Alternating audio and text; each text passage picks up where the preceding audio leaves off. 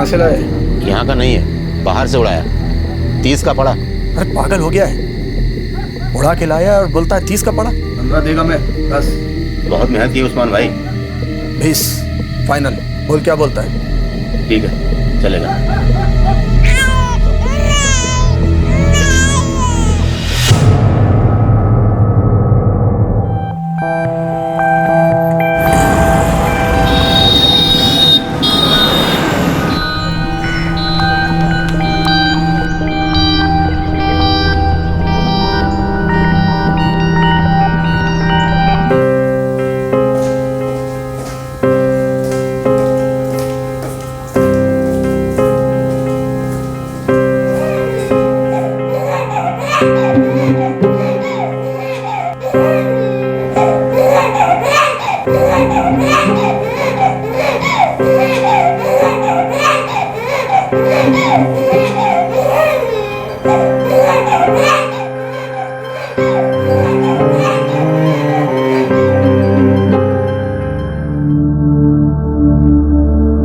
क्या बोलूं स्वाति?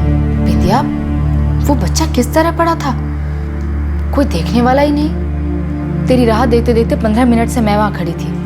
1-2 नर्सेस से भी पूछा, लेकिन कोई ठीक से जवाब ही नहीं देता। सच कहूं स्वाति, आई एम टायर्ड। मैं चुप भी नहीं रह सकती और मुझे समझ नहीं आ रहा कहूं तो किसे कहूं मैं।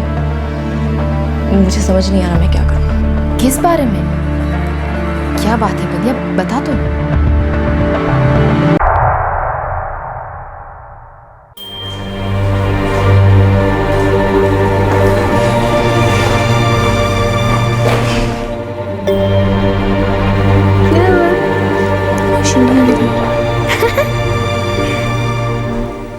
हाँ हाँ हाँ, क्या क्या क्या दादी के साथ?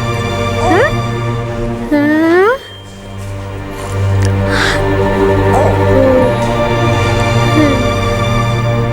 क्या दिख रहा है? सुनो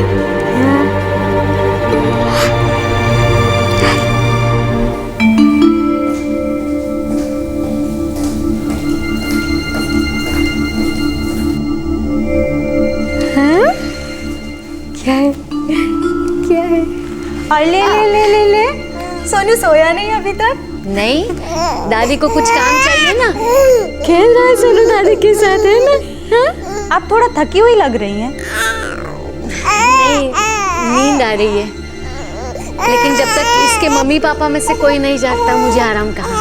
हाँ, क्या हुआ क्या हुआ? हाँ, क्या हुआ क्या हुआ? अच्छा, यहाँ चाय मिल सकती है? सॉरी आंटी, वार्ड में चाय अलाउड नहीं है, आपको कैंटीन जाना होगा। थोड़ी देर में इनमें से कोई जाग जाए फिर चली जाऊँ।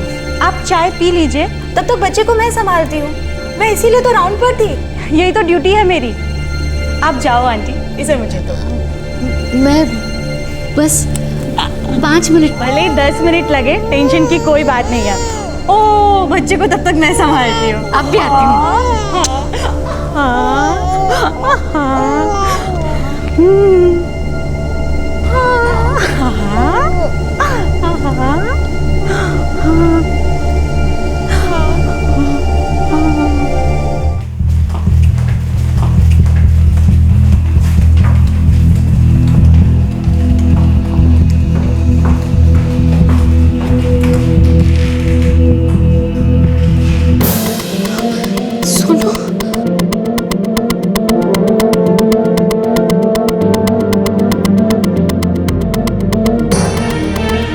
कमला, ए कमला, अरे वो औरत कहाँ गई? कौन औरत अम्मा? वही जिसके पास सोनू को छोड़ कर गई थी मैं। कौन औरत और किसके पास छोड़ा आपने सोनू को? कोई अस्पताल गई थी, बोली मैं बच्चे को संभालती हूँ, आप चाय पी के आ जाइए। लेकिन कहाँ लेके गई वो मेरे सोनू को? पता नहीं कहाँ गई वो औरत। क्या हुआ कमला? क्या हुआ अम्मा? कोई अस्पताल की औरत थी, बोली मैं बच्चे को संभालती हूँ, आप चाय पी के आ जाइए। मैं बस 5 मिनट में वापस आई। मुझे मेरा बच्चा चाहिए। तुमने किसको दे दिया बच्चा?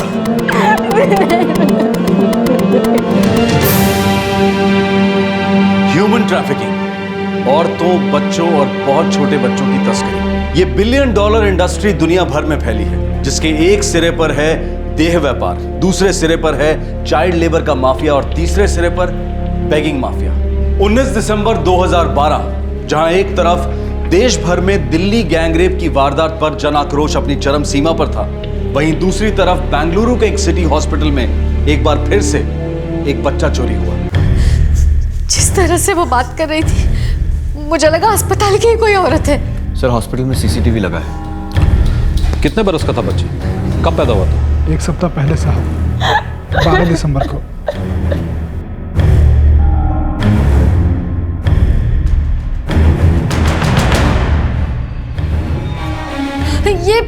ये वो ये। स्टॉप।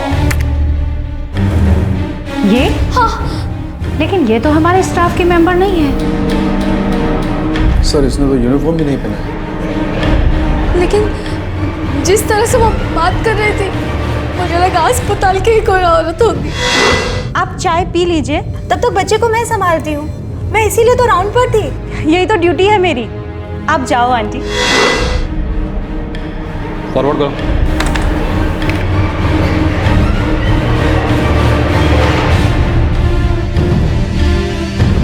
स्टॉप। ये बात तो कंफर्म है, ये औरत बच्चा चुराने ही आई। लेकिन सर ये हमारे स्टाफ में से नहीं है। मुझे फुटेज की प्रिंट चाहिए और सिक्योरिटी रजिस्टर। जितनी आसानी से ये औरत अंदर आई और जिस तरह से घूम रही है, उसे देखकर लगता है कि ये पहले भी कई बार आके गई हुई।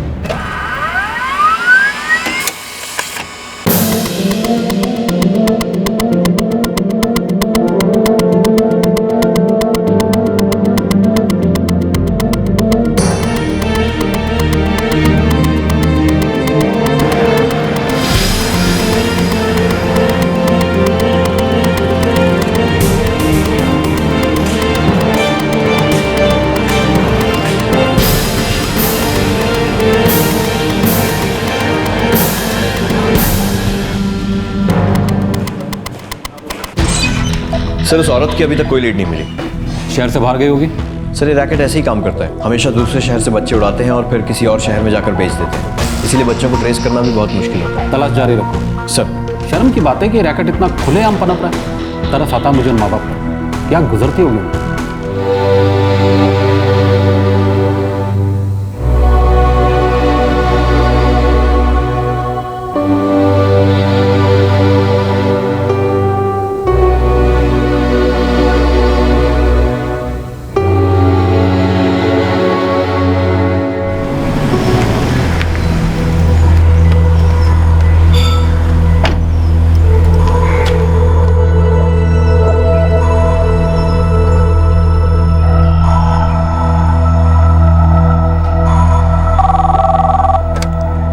जी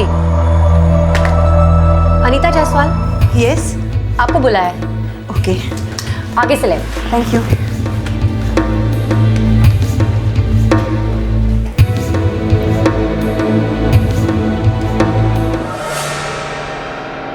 डॉक्टर, मैं एक विधवा हूँ। 3 साल पहले मेरे हस्बैंड एक कार एक्सीडेंट में गुजर गए। I'm sorry to hear that, but how can I help you? बहुत प्रॉपर्टी छोड़ के गए हैं मेरे पति। वो मुझे मिल सके इसके लिए मुझे एक वारिस चाहिए। I'm sorry, मैं अब तक समझ नहीं पा रही हूँ कि आप मुझसे क्या चाहती हैं। मैं एक बच्चा गोद लेना चाहती हूँ। देखिए, ये एक मैटरनिटी होम है, कोई अडॉप्शन सेंटर नहीं है। पर डॉक्टर, मैंने तो सुना है यहाँ बच्चे मिलते हैं अडॉप्शन के लिए। तो आपने गलत सुना है। किस बेवकूफ़ ने कहा आपसे ये? प्लीज़ डॉक्टर, समझने की कोशिश कीजिए। मैं एक विधवा हूँ। अडॉप्शन सेंटर से मुझे बच्चा नहीं मिल सकता। आपका बहुत बड़ा एहसान होगा मुझ पर। मैं इसके लिए कीमत देने को तैयार हूँ, पर प्लीज़ डॉक्टर मुझे एक बच्चा दे दीजिए प्लीज़। किसी ने आपको गलत खबर दी है। ये एक मैटरनिटी होम है और यहाँ बच्चे गोद नहीं दिए जाते। मैडम, आप मेरी ज़रूरत समझेंगी, ऐसा भरोसा है मुझे। मैं समझ सकती हूँ कि आप मुझसे खुलकर बात क्यों नहीं कर रही हैं, पर डॉक्टर प्लीज़ एक बार मेरे बारे में भी तो सोचिए। अगर आप मेरी हेल्प कर देंगी तो मेरी ज़िंदगी बन जाएगी। इस कार्ड में मेरा फ़ोन नंबर है। मैं उम्मीद करती हूँ कि आप मुझे फ़ोन करेंगी, मेरी मदद ज़रूर करेंगी। Please doctor.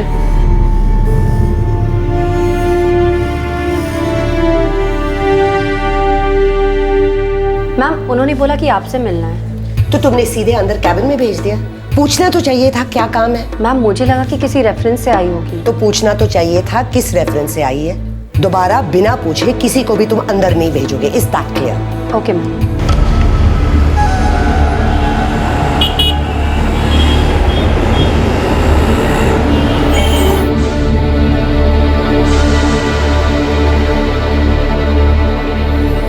मम्मा अगले महीने से मेरी इंटर्नशिप शुरू हो रही है, सोच रही हूँ कि अपने हॉस्पिटल से ही स्टार्ट करूँ। बिल्कुल नहीं, किसी और हॉस्पिटल से कर लेना। पर क्यों? अपना हॉस्पिटल होते हुए कहीं और क्यों? मेरा बेटे, मामा बिल्कुल ठीक कह रही है। अपने कंफर्ट जोन से बाहर निकलोगे तो एक्सपीरियंस मिलेगा ना। अल्टीमेटली तो तुम्हें मामा को ज्वाइन करना ही है, इसलिए मौका अच्छा है। बाहर जाओ, कुछ एक्सपीरियंस लो अच्छे से।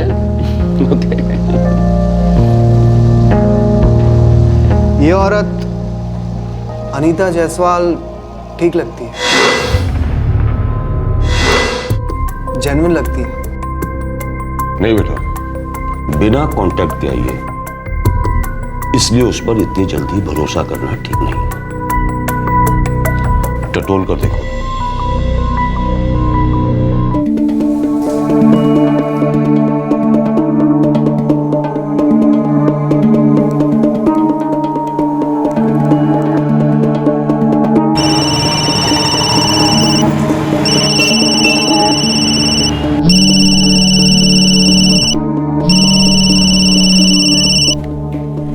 हेलो, डॉक्टर सरिता राजेश्वर है। Oh good morning doctor. मैंने आपकी प्रॉब्लम के बारे में सोचा है। डॉक्टर आप मेरी मदद करेंगी ना? देखिए, एक 7 दिन का बच्चा है, लेकिन प्रॉब्लम यह है कि उसकी माँ नॉर्थ ईस्ट की थी। कभी न कभी तो पता चल ही जाएगा कि बच्चा आपका नहीं है। सवाल उठेंगे आप पर, सोच लीजिए। बच्चा किसका है, कैसा है, इससे मुझे कोई फर्क नहीं पड़ता। मुझे तो बस एक बच्चा चाहिए। ये बच्चा मुझे अपने पति की प्रॉपर्टी के लिए नहीं, अपने लिए भी चाहिए। मैं माँ नहीं बन सकती ना? ऑल राइट, मुझे थोड़ा टाइम दो, I will get back to you. 6 महीने पहले मई 2012 में इसी बेंगलुरु शहर में एक औरत बच्चा गोद लेने आई थी, या यूं कहें कि बच्चा खरीदने आई थी। शहर की एक प्रतिष्ठित डॉक्टर द्वारा संचालित ये एक जाना माना हॉस्पिटल और मैटरनिटी होम था। बच्चा खरीदने आई औरत को कहीं से तो ये जानकारी मिली होगी कि इस अस्पताल में बच्चे अडॉप्शन के लिए बेचे जाते हैं। एक तरफ हॉस्पिटल में बढ़ती बच्चों की चोरियां और दूसरी तरफ बच्चों को बेचकर पनप रहा अस्पताल। क्या ये दोनों कड़ियां आपस में मिली हुई थी?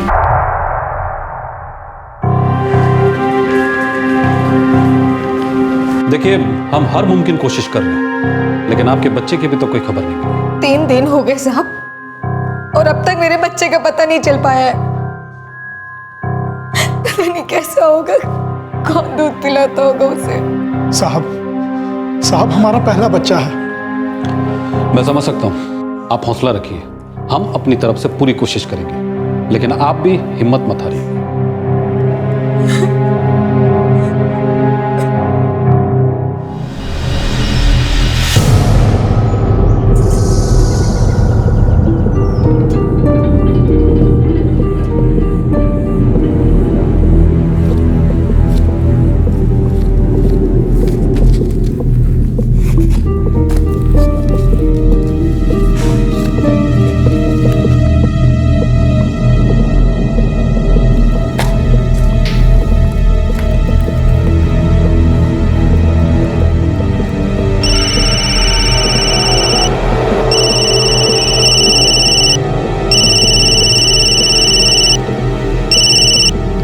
हेलो, डॉक्टर सरिता राजेश्वर है।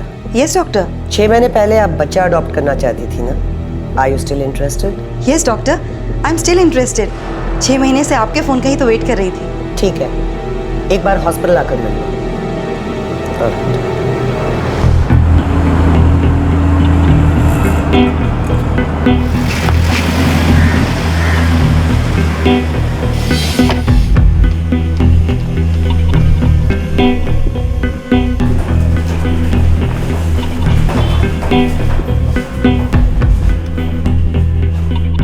लड़का है, न्यू बॉर्न है, 1.5 लाख लगेंगे। 1.5 लाख? डॉक्टर 1.5 लाख तो बहुत ज़्यादा है। मैं एक विधवा हूँ, प्रॉपर्टी भी अभी तक नहीं मिली है। एकदम से 1.5 लाख कहाँ से लाऊंगी मैं? तो फिर मैं कुछ नहीं कर सकती। बच्चा दे रही हूँ, वो भी प्रॉपर बर्थ सर्टिफिकेट के साथ। सब कुछ प्रॉपर होगा। जन्म के बाद से बच्चे को हम संभालते हैं और इन सब चीजों के लिए खर्च होता है। आप तो जानती हैं ना मैंने इस बच्चे के लिए कितना वेट किया है। मुझे बस एक बच्चा चाहिए डॉक्टर। आप क्या थोड़ा कम नहीं कर सकती? Please doctor. Don't plead. ठीक है, 1 लाख।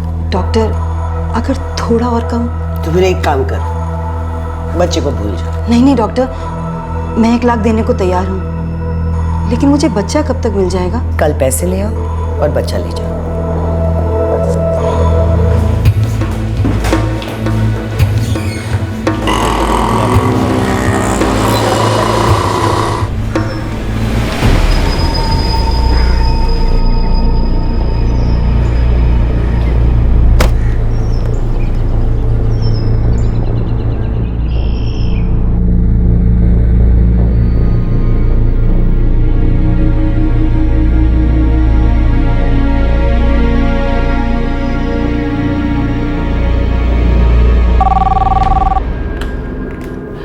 जी sir. Okay. Mrs Anita Jaiswal? Yes. पहले आप तो हमारे executive director mister Shridhar Rajeshwar से मिलना होगा। वो डॉक्टर सरिता के केबिन में आपका वेट कर रहे हैं। Okay, thanks. Thank you.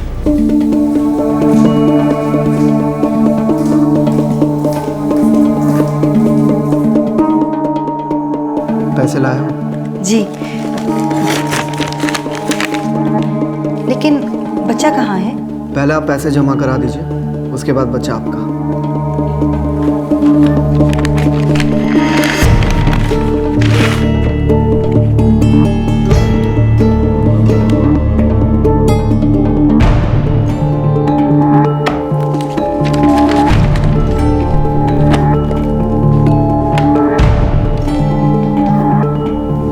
पैसे मिल गए।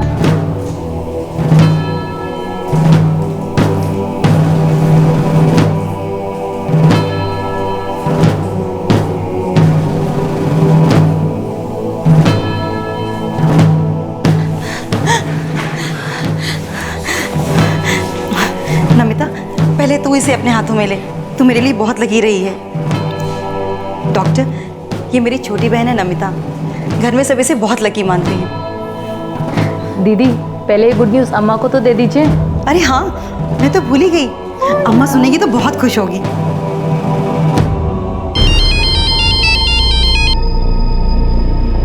हाँ अनीता, बोलो। हाँ अम्मा, बच्चा मिल गया है, नमिता के पास है। ये तो बहुत अच्छी खबर है। मेरा भी मन कर रहा है बच्चा देखने को। अगर आपने बच्चे का कोई नाम सोच रखा है तो प्लीज बता दीजिए। मेरे हस्बैंड उस नाम का बर्थ सर्टिफिकेट बनवा देंगे। मैंने तो कब से सोच कर रखा है, मैं लिख के देती हूँ।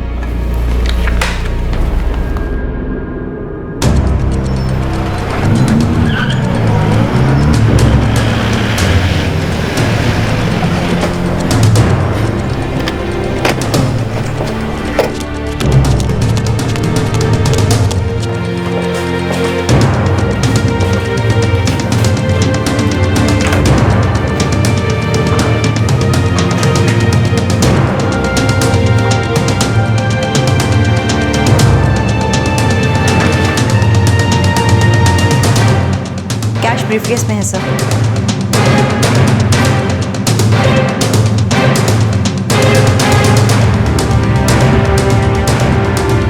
पिछली बार तुम्हें सिर्फ वार्निंग देकर छोड़ देना बहुत बड़ी बेवकूफ़ी थी। Thanks Anita, you did a great job.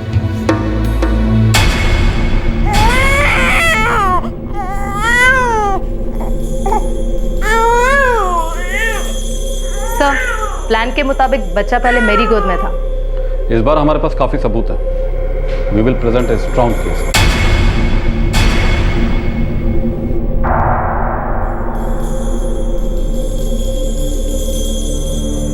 सच कहूँ स्वाति, आई एम टायर्ड। मैं चुप भी नहीं रह सकती और मुझे समझ नहीं आ रहा कहूँ तो किसे कहूँ मैं। किस बारे में? क्या बात है बिंदिया, बता तो। स्वाति, तूने जो बच्चा देखा ना, वो कोई यहाँ पे छोड़ गया है और मुझे भी यही बताया।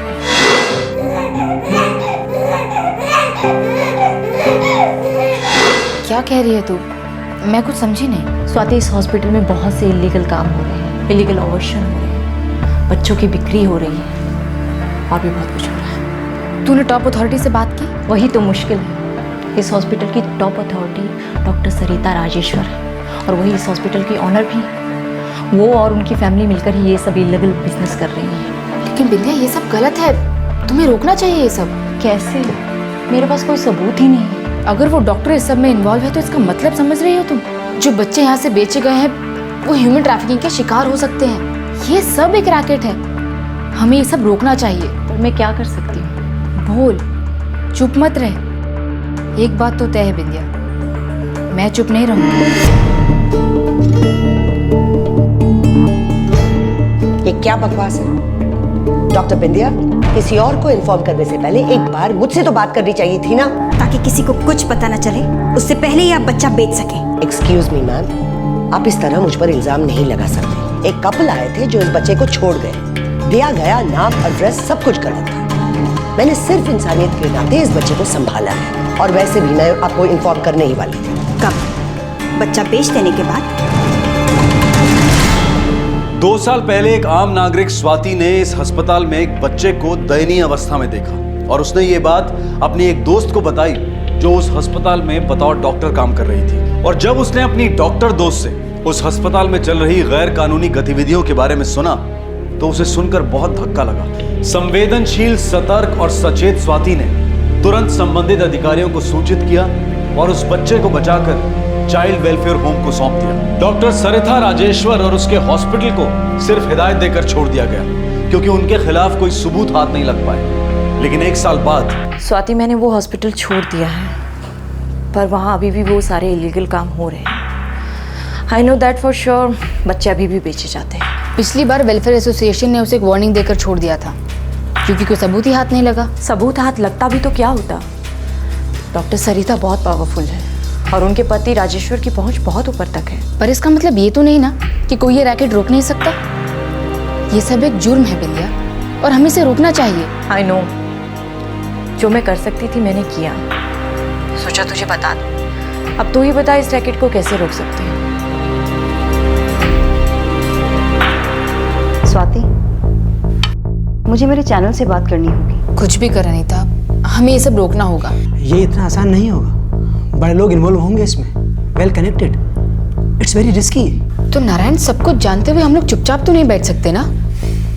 ये सब गलत है और हमारी भी तो कोई जिम्मेदारी बनती है। Swati is right Narayan. स्वाति, अच्छा हुआ जो तुमने मुझे बताया। मैं आज ही अपने चैनल हेड से बात करती हूँ। हो सकता है वो इस पर स्टिंग ऑपरेशन करना चाहे।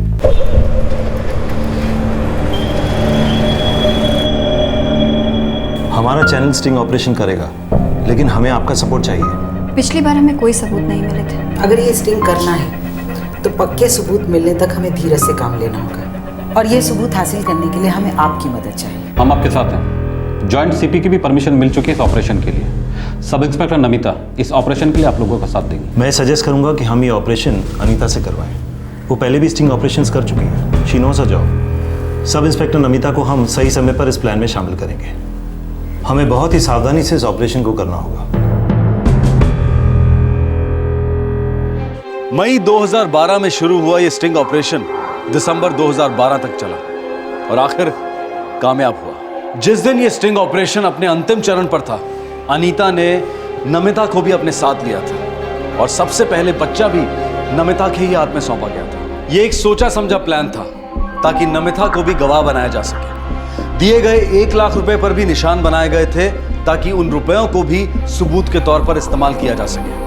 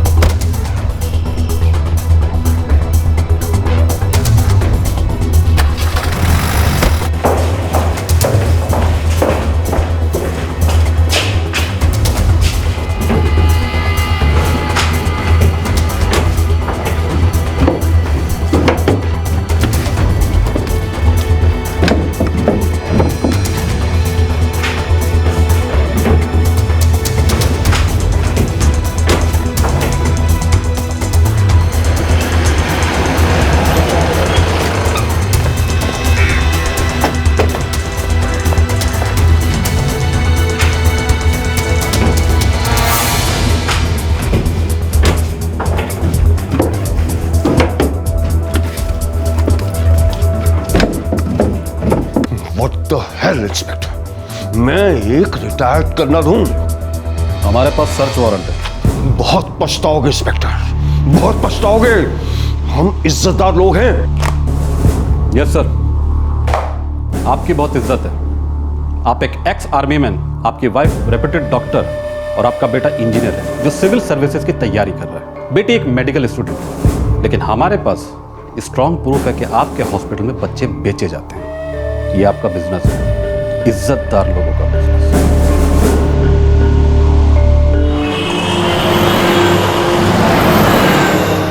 कमला, वो कह रहे थे कि शायद बच्चा हमारा ही है। भगवान करे कि हमारा ही हो। बहुत दिन हो गए सोनू को देखे।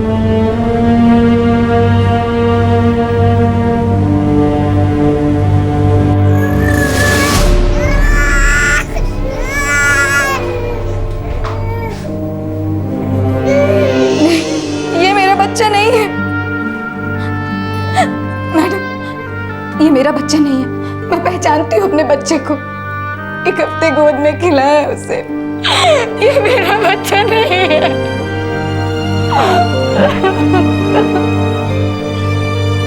मैंने कहा ना, ये वो बच्चा नहीं है जो 19 दिसंबर को उस हॉस्पिटल से चोरी हुआ था। तो फिर ये बच्चा कहाँ का? ये मेरे ही हॉस्पिटल का बच्चा है। किसका बच्चा है? हमें तो आपके हॉस्पिटल से कोई रिकॉर्ड नहीं मिला। मेरे पास इसके पेरेंट्स के डिटेल्स नहीं है। वो बहुत गरीब थे और डिलीवरी के बाद लौटकर नहीं आए। शायद वो बच्चा पाल नहीं सकते थे, इसलिए वहीं छोड़ गए। इससे पहले और कितने बच्चे बेचे तुमने? मैम बरसों से बच्चे बेच रही है सर। कितने बच्चे बेचे अब तक? इस बारे में मुझे कुछ नहीं पता, पर शायद 4 या 5 होंगे सर। मतलब तुम्हें पता था कि हॉस्पिटल में क्या चलता था? सर मैं वहाँ बस एक रिसेप्शनिस्ट हूँ। तुम इस क्राइम में भागीदार भी हो। इसमें इलीगल क्या है? ये बच्चे अनवांटेड हैं और मैं इन्हें अच्छे रिस्पॉन्सिबल पेरेंट्स को दे रही हूँ। It's pretty much like adoption. आपके पास कोई रिकॉर्ड नहीं है कि बच्चे के बायोलॉजिकल माता पिता कौन है। ये रिकॉर्ड भी नहीं है कि आपने बच्चे किसे बेचे, और आप इसे अडॉप्शन कहती हैं? मैडम, अडॉप्शन का एक लीगल प्रोसीजर होता है जिसमें बच्चे बेचे नहीं जाते हैं। पढ़ी लिखी है, इतना तो समझ सकती है ना। मेरी वाइफ एक ह्यूमन सर्विस कर रही है। जिन बच्चों का कोई नहीं होता, कुछ नहीं होता, उनका फ्यूचर सिक्योर कर रही है वो। आपकी पत्नी लोकल मेडिकल एसोसिएशन में रजिस्टर्ड भी नहीं है। आप बच्चों का नहीं अपना फ्यूचर बना रहे हैं। बच्चे बेचकर पैसा कमा रहे हैं आप लोग। एक मिनट मैडम, बच्चे की डिलीवरी से लेकर उसका मेंटेनेंस, उसके लिए फॉस्टर पेरेंट्स मिलने तक उसकी देखभाल करना, ये सब मुफ्त में नहीं होता है। एडॉप्शन सेंटर चलाने का कोई लाइसेंस है आपके हॉस्पिटल के पास? मिस्टर राजेश्वर, आप एक रिटायर्ड फौजी हैं। रूल्स की अहमियत आपको पता होनी चाहिए। हम ना ही उन बच्चों को ट्रेस कर पा रहे हैं जो आपके यहाँ से बिके हैं, और ना ही उन पेरेंट्स का अता पता है जिन्होंने आपके यहाँ से बच्चे अडॉप्ट किए हैं। आपको नहीं लगता कि जो बच्चे आपने बेचे हैं उनमें से कुछ को इलीगल कामों के लिए खरीदा गया हो? ये ह्यूमन ट्रैफिकिंग नहीं तो और क्या है? You all are bloody criminals. और जिन माँ बाप को बच्चे नहीं चाहिए वो सीधे आपके ही हॉस्पिटल में कैसे आ जाते हैं? Can you explain? हमारे हॉस्पिटल के पास एक बिल्डिंग है जहाँ पेइंग गेस्ट अकोमोडेशन है। वहाँ वो औरतें आती हैं जो सिंगल होती हैं और वो चाहती नहीं कि अपने प्रेगनेंसी के बारे में किसी और को पता चले। वो बच्चा गिरवाने आती है। मतलब वो आपकी शरण में आ जाते हैं डिलीवरी या अबॉर्शन के लिए। फिर आपके दिमाग में एक ब्रिलियंट आइडिया आता है कि बच्चों को गिराने से बेहतर है बच्चों को बेचकर पैसा बनाया जाए।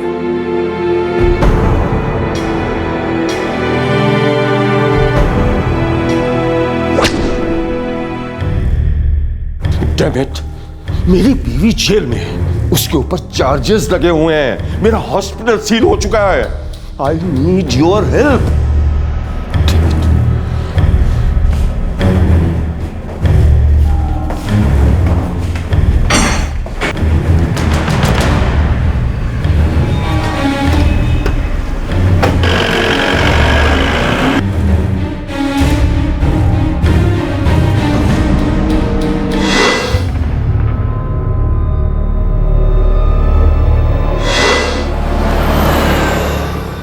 भगवान करे उस बच्चे को उसके माँ बाप मिल जाए, वो सही सलामत अपने घर पहुंच जाए।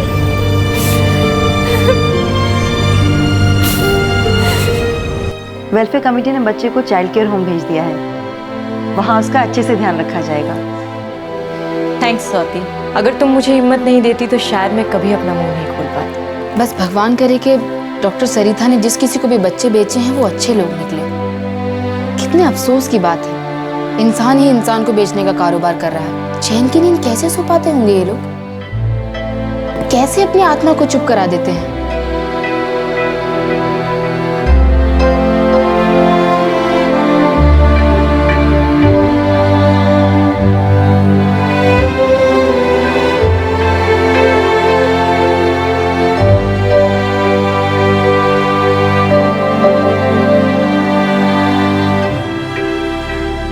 डॉक्टर सरिता राजेश्वर मानने के लिए ही तैयार नहीं है कि वो कोई गलत काम कर रही थी। उनका मानना है कि वो अनवांटेड बच्चों को एक अच्छा भविष्य दे रही थी और उन्हें इसमें कुछ भी अनैतिक और गैर कानूनी नहीं लगता है। मेडिकल काउंसिल ने हॉस्पिटल पर ताला लगा दिया है, इन्वेस्टिगेशन चल रही है और हॉस्पिटल का लाइसेंस रद्द करने के बारे में भी सोचा जा रहा है। पुलिस डॉक्टर सरिता द्वारा बेचे गए बच्चों की तलाश कर रही है और साथ ही बेंगलुरु के एक जाने माने अस्पताल से चोरी हुए दिनेश और कमला के बच्चे को भी ढूंढा जा रहा है। डॉक्टर सरिता के पति के संबंध बहुत बड़े लोगों से हैं, उनकी पहुंच भी काफी ऊंची है। हो सकता है शायद वो दबाव डलवाकर इस केस को रुकवा दें और उनके परिवार पर इस केस का कोई असर ही ना हो। लेकिन इस केस में आगे क्या होगा ये सोचकर हमें मायूस नहीं होना चाहिए, क्योंकि इस केस में जो हुआ है वो हम सब के लिए एक उदाहरण है, एक मिसाल है। स्वाति, जिसकी दोस्त डॉक्टर बिंदिया डॉक्टर सरिता के हॉस्पिटल में काम करती थी, उस आम नागरिक स्वाति ने इस ट्रैफिकिंग रैकेट को सामने लाने,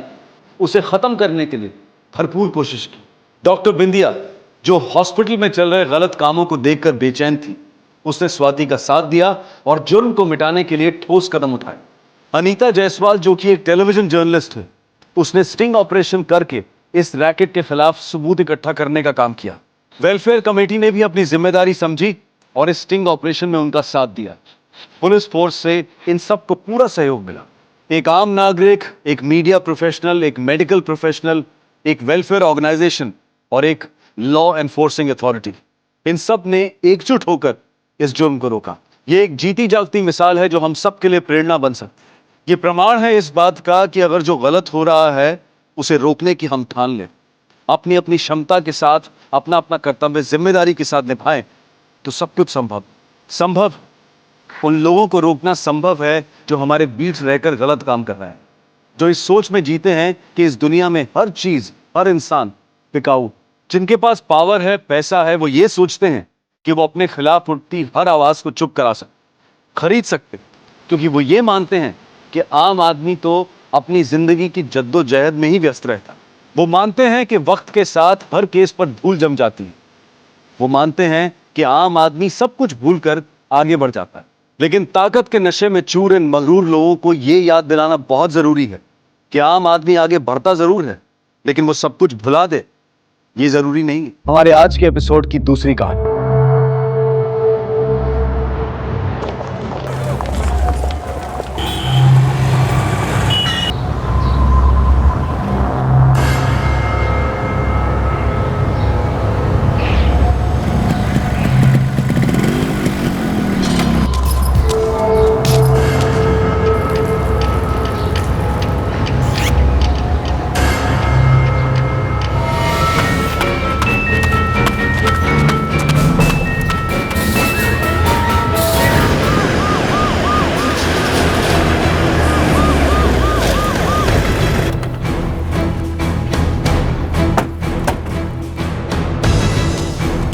सर, बैग, पर्स, पाउच कुछ नहीं है। आसपास कुछ भी नहीं मिला सर। साड़ी से तो मिडिल क्लास की लगती है कदम। मुंबई और नवी मुंबई के सारे थानों में चेक करो, कहीं कोई मिसिंग कंप्लेंट तो नहीं है। सर, लगता है इनका सर किसी पत्थर से टकराया है। हमें भी लाश के पास एक पत्थर पड़ा हुआ मिला था। उम्र 60 और 65 के बीच लगती है। अपना बचाव नहीं कर पाई है। मौत का वक्त कल शाम 6 और 8 बजे के बीच।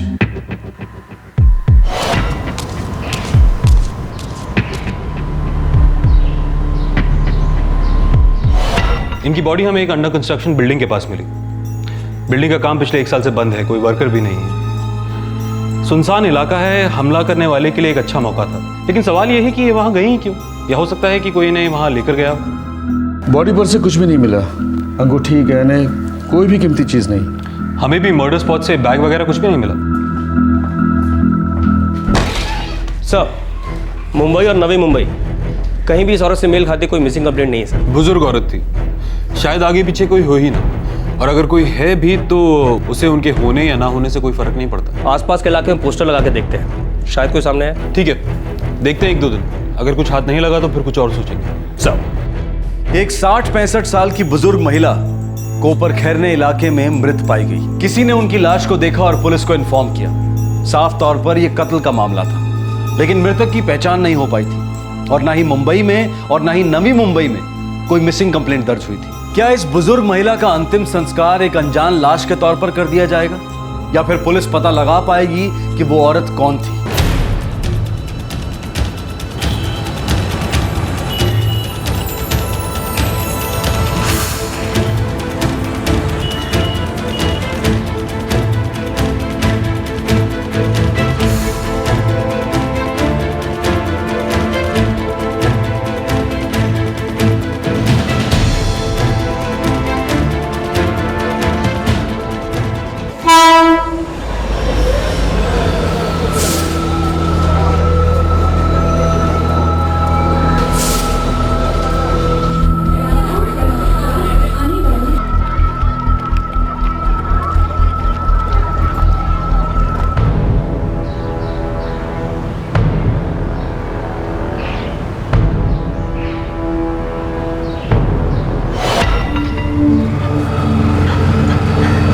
ऑटो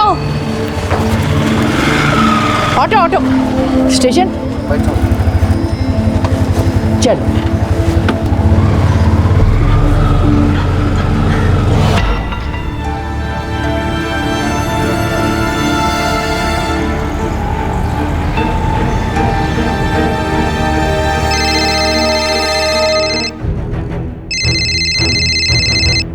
हेलो, कोपर खैरने पुलिस स्टेशन। साहब, मैं वो कुर्ला स्टेशन के बाहर बूढ़ी औरत का पोस्टर देखा। आप जानते हो उसे? जानता तो नहीं हूँ साहब, लेकिन इतना जरूर मालूम है कि वो नेहरू नगर में रहती थी। उधर से 2-3 बार मेरे साथ शेयरिंग रिक्शा में बैठी है। आपका नाम? साहब, मंदार। Thank you Mandar.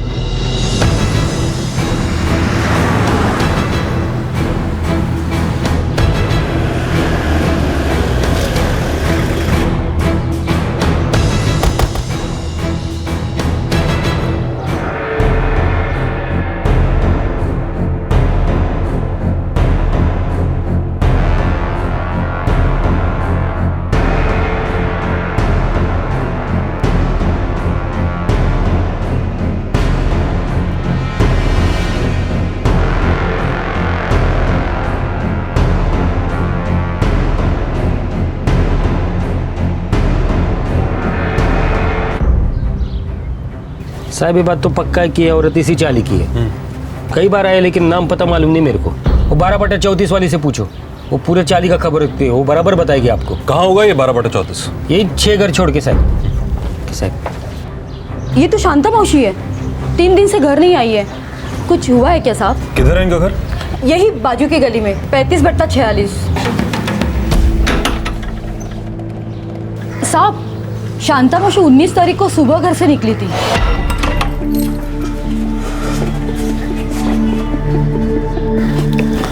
अरे शांता मावशी, कशी आहेस? मैं ठीक हूँ, चल येते। वैसे तो शांता मावशी से मेरी रोजाना बातचीत होती थी। उस दिन नहीं मिली, घर पे आके देखा तो ताला था। इनके घर पर और कौन रहता है? वैसे तो शांता मावशी अकेली रहती है, लेकिन हाँ, उनकी बेटी भी है दक्षा, पास ही के चौल में रहती है, अपने पति नवीन और बच्चों के साथ। दूसरे दिन भी मौसी को मैंने नहीं देखा, तो उनको जाकर मैंने बोला। उन्होंने कहा कि पुलिस में रपट लिखवाएंगे। कहाँ रहते हैं? आखिरकार उस बुजुर्ग औरत की पहचान हुई, उनके घर का पता भी चला, और यह भी पता चला कि उनकी एक बेटी और दामाद भी हैं जो उनके गुम होने की कंप्लेंट लिखवाने वाले थे। लेकिन मुंबई के किसी भी पुलिस स्टेशन से कोपर खैराने पुलिस को मिसिंग की कोई इंफॉर्मेशन नहीं मिली। क्या शांताबाई की मिसिंग कंप्लेंट वाकई दर्ज हुई थी?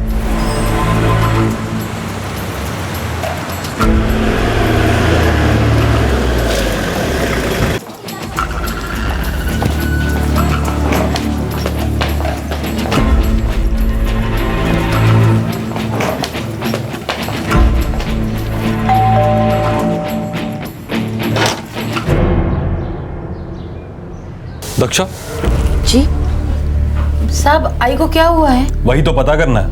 वैसे अगर आई की इतनी ही फिक्र थी तो उनकी मिसिंग कंप्लेंट क्यों नहीं की थी साहब, इधर नेहरू नगर पुलिस थाने में मैं और मेरा पति दोनों गए थे। लेकिन हमने तो सारे पुलिस स्टेशन में फोटो भेजी थी। पति कहाँ है तुम्हारा? काम पे गए हैं साहब। उसे बोलो आज ही कोपर खैरने पुलिस स्टेशन में आके मिले, आज ही।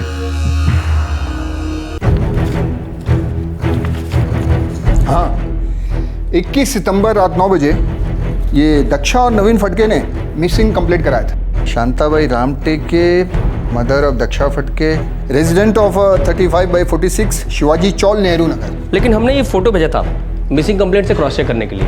क्या इन लोगों ने कोई फोटो नहीं दिया कंप्लेंट के साथ? इन लोगों ने जो फोटो दिया वो आपके दिए इस फोटो से कभी मैच नहीं होता। मतलब? आप ही देखिए।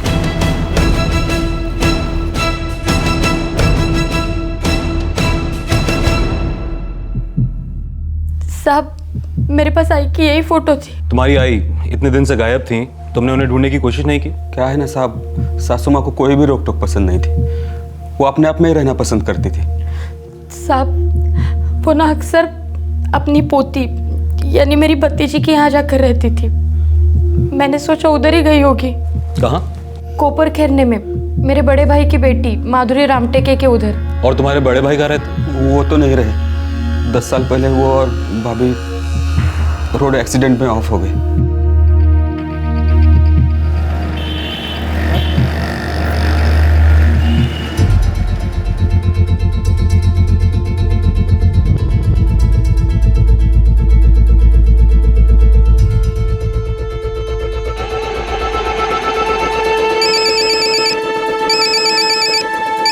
शीतल, हाँ फोन देखना ना सर। हाँ, एक्सक्यूज मी। हेलो माधुरी, पुलिस स्टेशन से फोन है।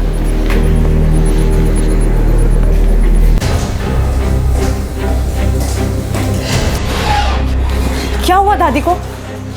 किसी ने उनका मर्डर किया है। क्या? किसने किया? कैसे हुआ ये सब? 20 की शाम को तुम्हारी दादी का कत्ल हुआ। हमें उनकी बॉडी कोपर खैरने में एक अंडर कंस्ट्रक्शन बिल्डिंग के पास मिली। कोपर खैरने? लेकिन 20 की रात तो दादी घर पर पहुंच गई थी कुर्ला। तुम्हें कैसे पता? सर मुझे आयशा ने बताया। आयशा कौन? सर मेरी फ्रेंड है, मेरे साथ ही रहती है।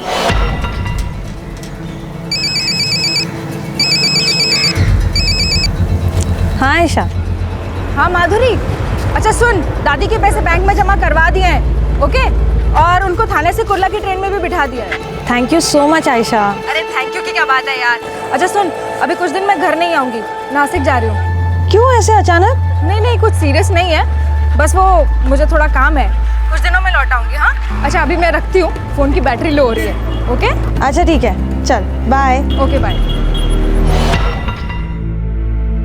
सर आयशा ने मुझे बताया था कि उसने दादी को बिठा दिया था ट्रेन में कुर्ला के लिए। आयशा का नंबर है? जी सर है, 444567878। ये पैसे का क्या चक्कर है? सर उस दिन दादी आई थी मेरे घर पर कोपर खैरने में, करीबन 10 बजे के आसपास।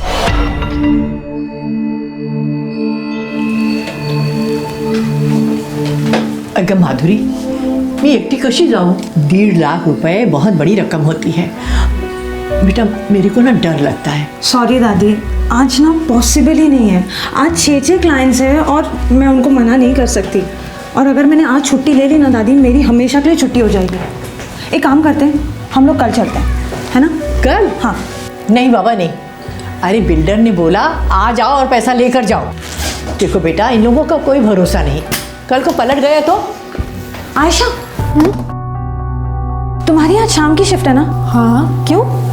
देखो ना, तुम दादी के साथ गोरेगांव चली जाओगे। वो एक्चुअली दादी को ना बिल्डर से पैसे लेने हैं, जिसने दादी की चौल खरीदी है ना।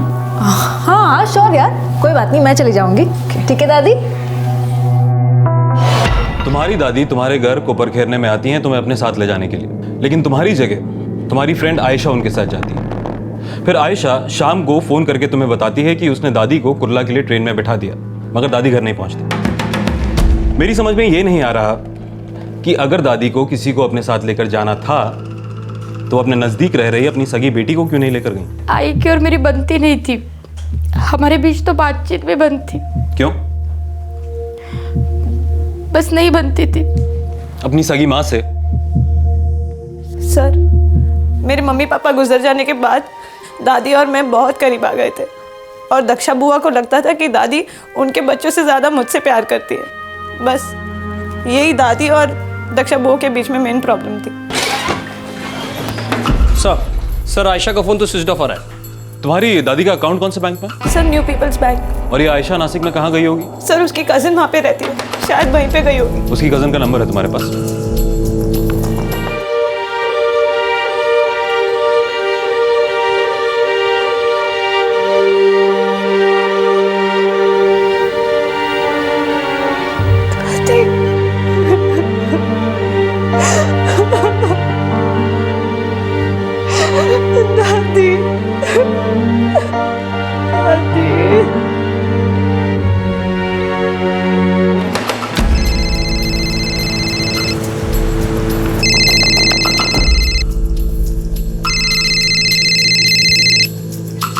हेलो हेलो नुसरत खान जी, कहिए। कोपर खैराना पुलिस स्टेशन से पीएसआई कदम बोल रहा हूँ। आयशा है? आयशा जी वो तो यहाँ नहीं है। क्यों, क्या हुआ है? वो 20 तारीख की रात को आपके यहाँ नहीं आई? जी नहीं, मैं तो उससे पिछले 4 महीने से नहीं मिली। पर हुआ क्या है? उसके पेरेंट्स कहाँ रहते हैं? वो तो बेंगलुरु में रहते हैं। पर हुआ क्या है सर? अगर आयशा से बात हो तो उसे कहना कि तुरंत कोपर खैराना पुलिस स्टेशन में कांटेक्ट करे।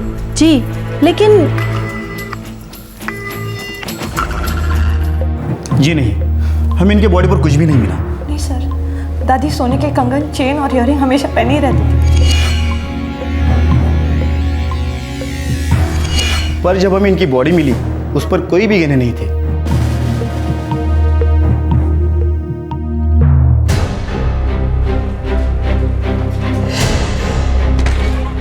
सर आयशा का कोई सुराग नहीं मिल रहा है। उसका मोबाइल 20 की रात से ही बंद है। लास्ट कॉल माधुरी को ही किया था और नासिक तो वो गई नहीं सर। उसके पेरेंट्स बेंगलुरु में रहते हैं? जी सर, आयशा का तलाक हुआ था।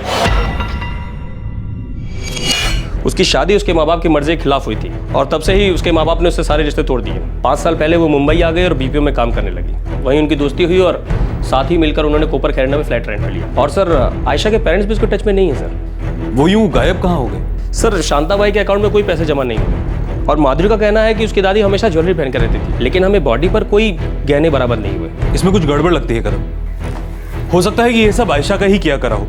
उसने शांताबाई को मारा हो और फिर गहने और पैसे लेकर गायब हो गई। और ये भी हो सकता है कि शांताबाई के घर से ही किसी ने ये कांड किया हो और फिर आयशा को भी गायब करा दिया ताकि उस पर शक ना हो।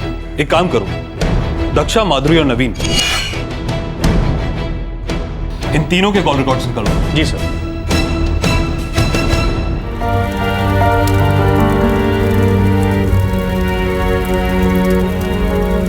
उस बुजुर्ग औरत का अंतिम संस्कार एक अनजान लाश की तरह से नहीं हुआ। वो थी नेहरू नगर कुर्ला की रहने वाली शांताबाई रामटेके, जो उस मनूस दिन मार दी गई जिस दिन वो स्लम रीडेवलपमेंट करने वाले बिल्डर से पैसा लेने गई हुई थी। शांताबाई ने जो पैसे कलेक्ट किए थे वो गायब थे। शांताबाई ने जो गहने पहने थे वो गायब थे। और तो और शांताबाई के साथ गई माधुरी की रूममेट आयशा, वो भी गायब थी।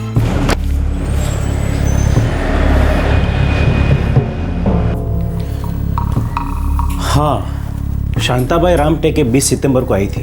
क्या ये लड़की भी आई थी उनके साथ? हाँ, ये भी साथ आई थी।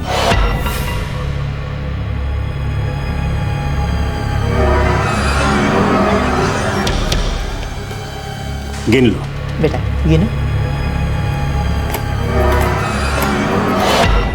इनफैक्ट इसी लड़की ने रुपए गिने थे।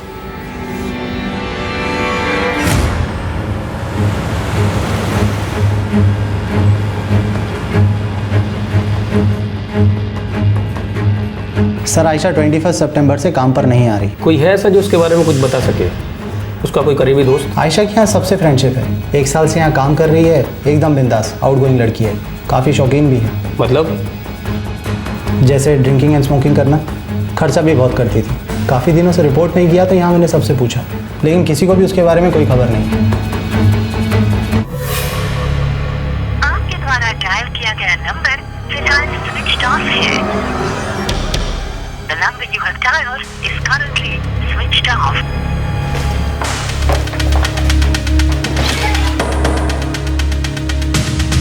सर, माधुरी, दक्षा और नवीन तीनों के फोन रिकॉर्ड स्कैन किए, क्लीन है। और सर ये आयशा के बारे में अभी तक कोई खबर नहीं मिली। कदम कहीं ऐसा तो नहीं कि हमारा ध्यान भटकाने के लिए आयशा की कहानी बनाई गई है? आखिर कोई ऐसे गायब कैसे हो सकता है? सर, इन्फॉर्मर्स को ज्वेलरी के पीछे लगाया है। ज्वेलरी चोरी हुई है, कभी ना कहीं बिकेगी जरूर।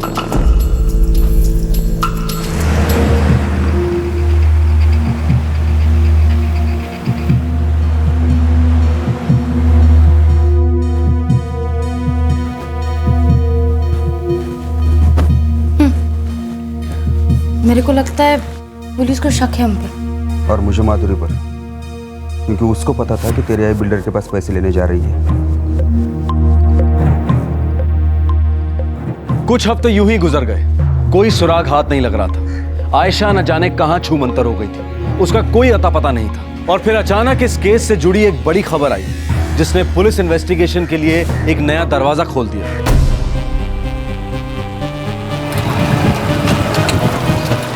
साहब, बेलापुर में एक ज्वेलरी शॉप है। आगे बोलो। साहब, 22 सितंबर को उस दुकान पर ज्वेलरी बिकी थी। सब सोने का सामान है, कान के झुमके, बाली, चूड़ियाँ। साहब, मैं तो कहता हूँ एक बार चेक कर लो आप। हो सकता है उसी औरत का हो जिसके बारे में आपने मुझे बताया था। दुकान का नाम? कौन लाया था ये? साहब, वो एक लड़का और एक लड़की थी। नाम तो पूछा नहीं होगा आपने? नहीं साहब, नाम तो नहीं पूछा था। इन दोनों में से कोई थी? ये तो पता नहीं साहब, लड़की बुरखे में थी। मेरे पास सीसीटीवी फुटेज है। निकालिए। जी सर, ये मेरी दादी की ज्वेलरी है। तुम्हारी दादी की हत्या के 2 दिन बाद 22 सितंबर को बेची गई? नहीं सर, मुझे नहीं लगता आयशा ऐसा करेगी। सर, 1 साल के ऊपर हो गया है और हम बहुत अच्छे दोस्त हैं, और वो भी दादी से बहुत अटैच थी सर।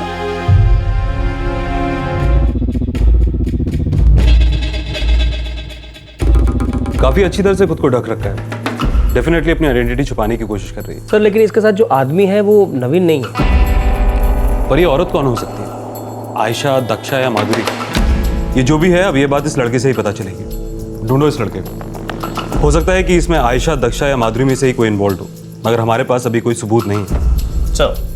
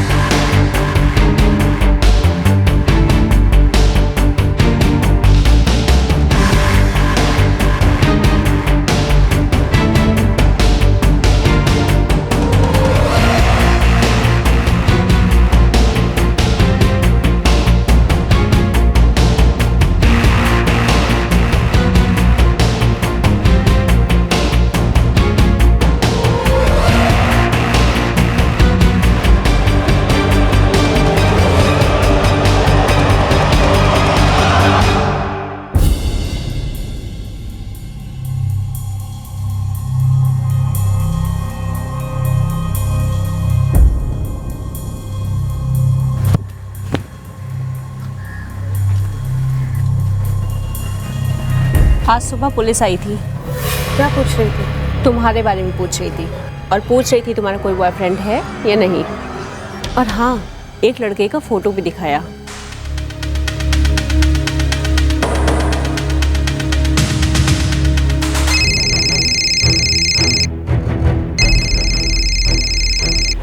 हाँ कादिर, बोल। हाँ साहब, पता चल गया उस लड़के का। साहब, उस लड़के का नाम दीपेश जोएकर है। 3 हफ्ते से घर से गायब है साहब। अंकित सोसाइटी बेलापुर का रहने वाला है साहब। और सर, पता चला है कहीं माथेरन में छुपा बैठा हुआ है। और आयशा? सर, उसका नहीं पता चला, पर सर दीपेश का किसी लड़की के साथ लफड़ा जरूर है। माथेरन में कहाँ? वो तो नहीं पता चला साहब। मेरे लड़के लोग लगे हुए पता करने में। आप माथेरन पहुँचो साहब, तब तक मैं पता करके बताता हूँ।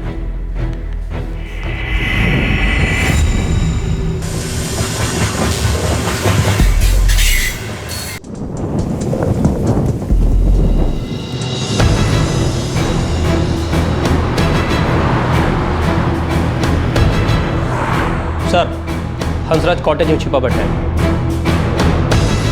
कब तक छुपेगा?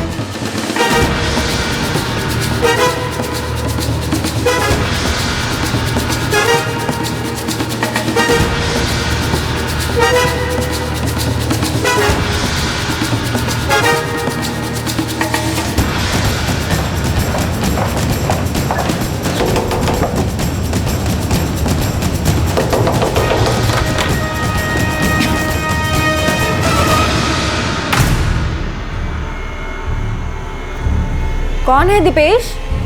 तू बता कौन है ये? अरे कौन? वेलकम। हमें तो शक होने लगा था कि कहीं माधुरी तो हमें बेवकूफ नहीं बना रही, मगर मैं गलत था।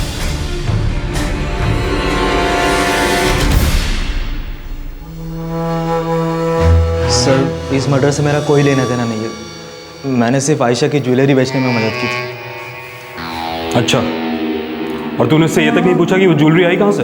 सर पूछा था, और तभी मुझे इस सब के बारे में पता चला।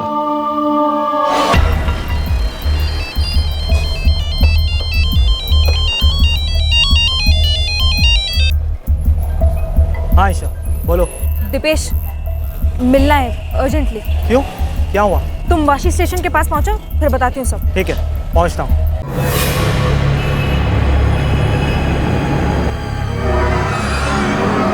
ये कहाँ से है? इंतजाम हो गया, चलो अब शादी कर लेते हैं। आयशा, ये कुछ नहीं है, इससे कुछ नहीं मिलने वाला, और फिर हमारी वैसी ही हालत हो जाएगी जैसी तुम्हारी पहली शादी के बाद हुई थी। दीपेश, मेरे पास और भी है, तुम ये पकड़ो। देखो, इतना है, हम एक अच्छी जिंदगी शुरू कर सकते हैं। कहीं दूर, बहुत दूर चले जाएंगे। मेरे माँ बाप से पैसे मांगने का तो सोचना भी नहीं पड़ेगा। हम एक अच्छी जिंदगी शुरू कर सकते हैं दीपेश। लेकिन ये सब तुम्हें मिला कहाँ से?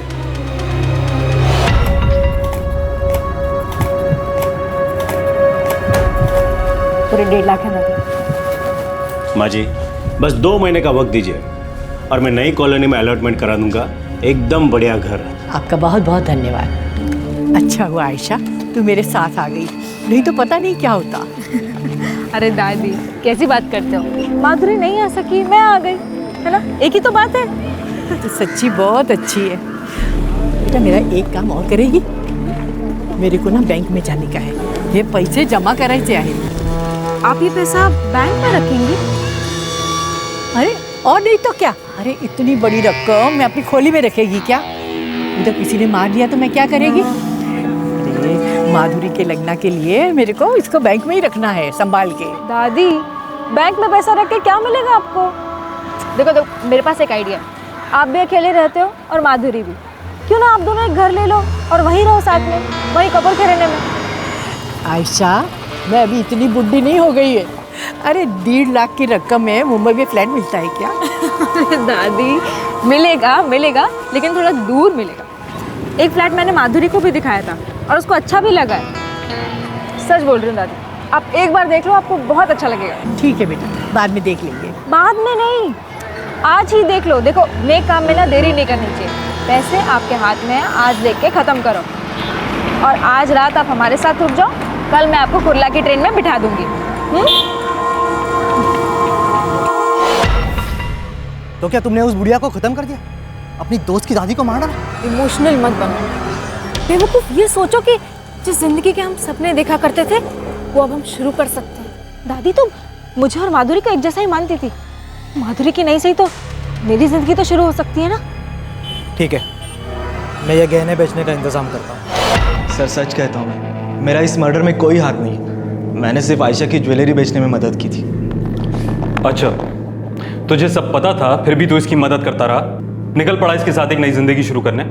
और तुम, उस औरत ने तुम पर विश्वास किया था, तुम्हारी दोस्त माधुरी ने भी तुम पर विश्वास किया था। सर, विश्वास तो मैंने भी किसी पे किया था, शादी की थी, लेकिन उसे सिर्फ मेरे माँ बाप के पैसे से ही मतलब था।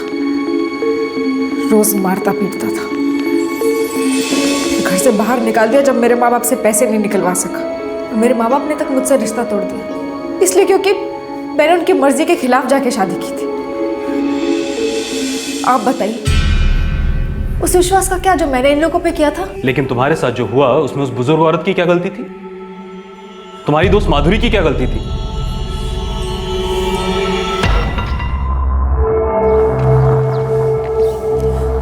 आयशा, तू ये मुझे कहाँ ले आई है? क्या दिखाने वाली है यहाँ? दादी, आप मेरे साथ चलो तो सही, यहाँ पे एक बहुत अच्छा फ्लैट है। ये बिल्डिंग तो अभी आधी बनी है, लगता है काम चल रहा है। आयशा बेटा, इधर अपने को 1.5 लाख रुपए में कौन देगा फ्लैट? दादी, आपको मेरे पे विश्वास है ना? है बेटा। तो फिर चलो ना, चलो।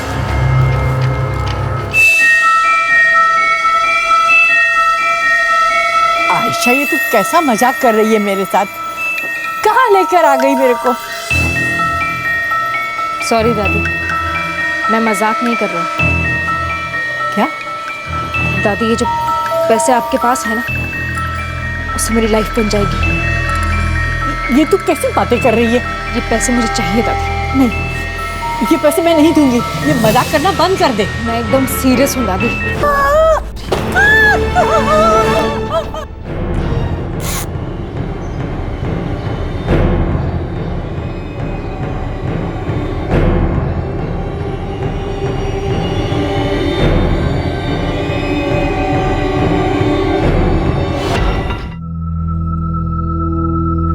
तुमने सच में ये सोचा कि एक बूढ़ी औरत की जान लेकर उसके गहने और पैसे लूट कर तुम एक नई जिंदगी शुरू कर सकती हो? सर, ये तो आप भी जानते हैं कि सारी जिंदगियां कोई ईमानदारी पे तो नहीं बनी होती है ना। बेईमानी और धोखे पर कभी एक खुशहाल जिंदगी खड़ी नहीं हो सकती। किसी ने ये नहीं सिखाया तुम्हें?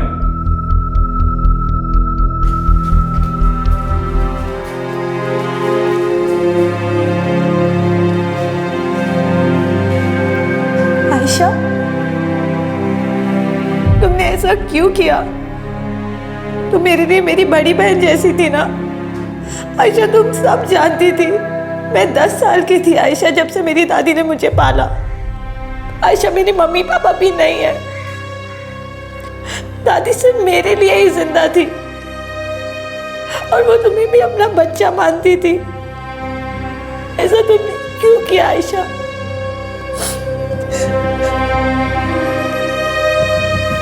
प्लीज प्लीज मुझे माफ कर दे। I am really sorry. मुझे समझ ही नहीं आया क्या करूं।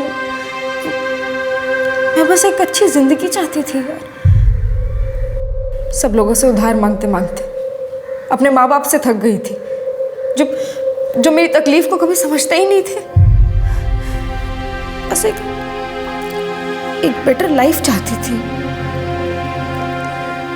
कुछ ज्यादा तो नहीं मांगा था ना,